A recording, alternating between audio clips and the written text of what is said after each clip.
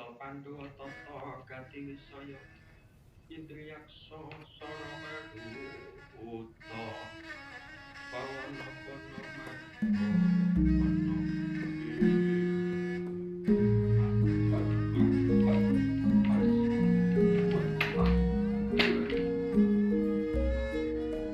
Assalamualaikum warahmatullahi wabarakatuh.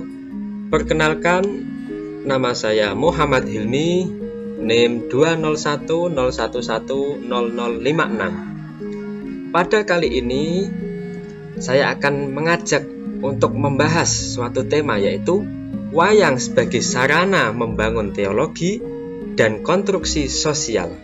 Nah, bagaimana sih maksudnya? Nah, wayang merupakan bentuk kebudayaan Hindu-Buddha yang diadopsi oleh Wali Songo sebagai sarana untuk mengenalkan ajaran Islam. Dahulu, wayang digunakan sebagai media untuk alat pemanggil roh nenek moyang. Nah, pengkonstruksian Wali Songo dengan teologi Islam merupakan sebagai pengganti dari teologi Hindu. Sampai saat ini, pakem cerita asli pewayangan masih merupakan kisah-kisah dari kitab Mahabharata dan Ramayana yang merupakan bagian dari kitab suci Hindu. Wali Songo di sini hanya mengadopsi instrumen budaya Hindu yang berupa wayang dan memasukkan nilai-nilai Islami untuk menggantikan filsafat dan teologi Hindu dan tentunya juga teologi Buddha yang terdapat di dalamnya. Sebagai contoh, Wali Songo memodifikasi makna konsep jimat kalimah syada yang asalnya berarti jimat kalimoho kusodo yang bernuansa teologi Hindu menjadi bermakna azimah kalimah syahadah. Frase yang terakhir merupakan pernyataan seseorang tentang keyakinan bahwa tiada Tuhan selain Allah dan bahwa Muhammad adalah utusan Allah. Nah, keyakinan tersebut merupakan spirit hidup dan penyelamat kehidupan bagi setiap orang. Dalam cerita pewayangan, Wali Songo tetap menggunakan term tersebut untuk mempersonifikasikan senjata terampuh bagi manusia. Jika dalam perspektif Hindu, jimat tersebut diwujudkan dalam bentuk-bentuk simbolik yang dianggap sebagai pemberian dewa, maka Wali Songo merevitalisasi formula tersebut sehingga sekedar sebagai pernyataan tentang keyakinan terhadap Allah dan Rasul-Nya. Dalam perspektif Islam, kalimat syahadat tersebut merupakan kata kunci yang berarti sebagai formula yang akan mengantarkan manusia menuju keselamatan di dunia dan akhirat. Nah, pemaknaan baru ini tidak akan mengubah pakem cerita, tetapi mampu membangun nilai-nilai Islam dalam cerita pewayangan. Wali Songo juga menggunakan kesenian wayang untuk membangun konstruksi sosial, yakni membangun masyarakat yang beradab dan berbudaya. Untuk membangun arah yang berbeda dari pakem asli pewayangan, Wali Songo menambahkan dalam cerita pakem pewayangan dengan plot yang berisi visi sosial kemasyarakatan Islam, baik dari sistem pemerintahan, hubungan bertetangga, hingga pola hidup keluarga dan kehidupan pribadi. Nah, untuk tujuan tersebut, bahkan Wali Songo memunculkan figur-figur baru yang sebenarnya tidak ada dalam kisah asli Mahabharata maupun Ramayana.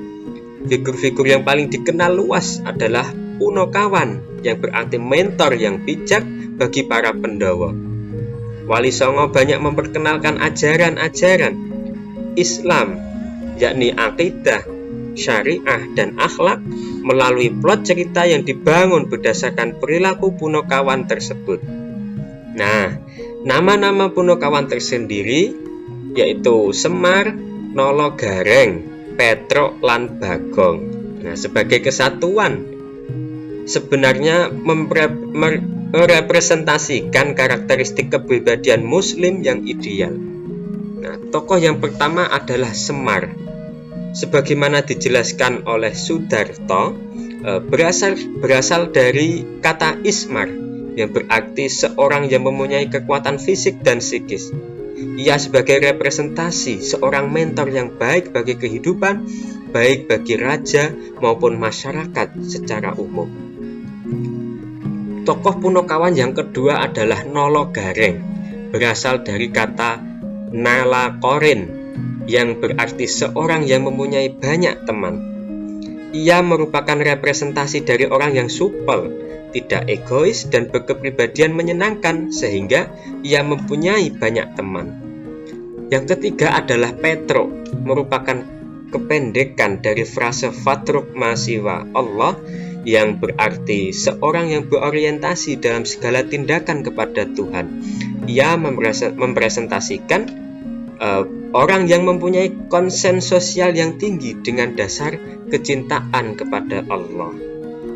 Yang terakhir, yang keempat adalah tokoh Punokawan Bagong yang berasal dari kata bago yang berarti menolak segala hal yang bersifat buruk atau jahat, baik yang berada di dalam diri sendiri maupun di dalam masyarakat. Nah, karakter-karakter Punokawan tersebut merupakan merepresentasikan aspirasi Wali Songo tentang kepribadian seorang muslim dengan segala macam kedudukannya.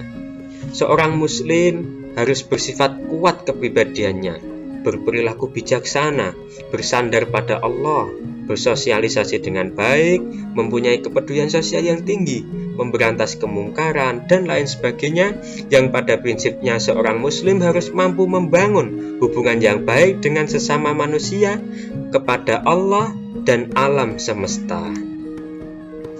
Nah, di antara Wali Songo yang menggunakan wayang sebagai media pendidikan dan media dakwah, yakni Sunan Bonang dan Sunan Kalijaga, yang salah satu dengan perangkat gamelan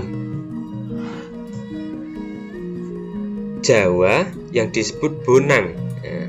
Sunan Bonang juga telah menciptakan rician, yaitu wayang yang berbentuk kuda, gajah, harimau, garuda, kereta perang dalam pengembangan pertunjukan wayang sehingga memperkaya pertunjukan wayang tersebut. Nah, Sunan Bonang yang dikenal menguasai pertunjukan wayang dan memiliki pengetahuan mendalam tentang kesenian dan kesusastraan Jawa juga telah diketahui telah mengubah sejumlah tembang tengan mocopat.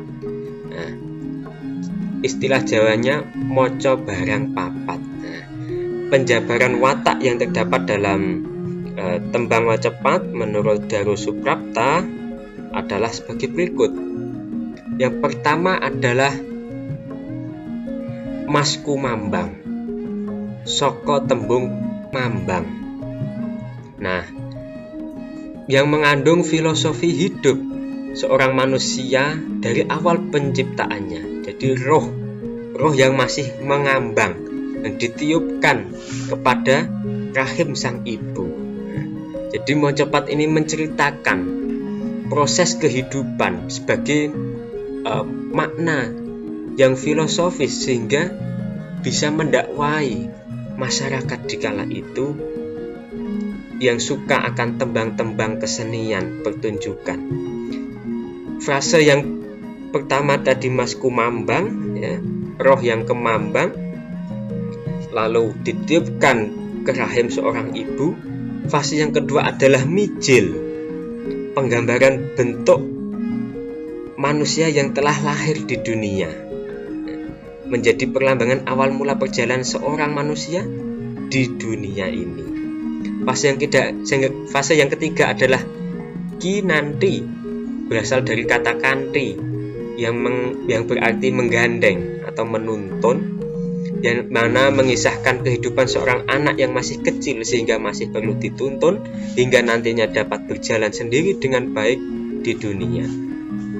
Yang fase yang keempat adalah sinom, saka tembung nom, yang menggambarkan fase seorang manusia yang beranjak dewasa, yaitu pemuda atau remaja yang mana memiliki tugas untuk menuntut ilmu sebaik dan setinggi mungkin. Nah, yang fase yang kelima adalah asmarandono. Saka tembung asmara yang mana mengisahkan, menjelaskan filosofi bahwa pada fase ini seorang pemuda akan merasa jatuh cinta.